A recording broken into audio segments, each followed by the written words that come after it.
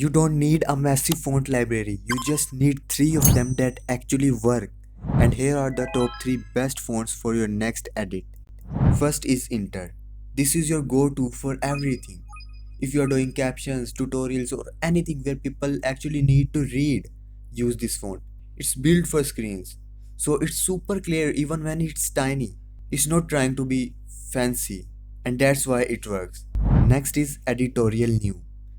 This is for when you want that expensive look. It's a serif font, meaning it has those little feet on the letters. But it does not look like a dusty old book. It looks like a high-end magazine. Use this for your main titles or when you are doing something cinematic. Finally, Birds of Paradise.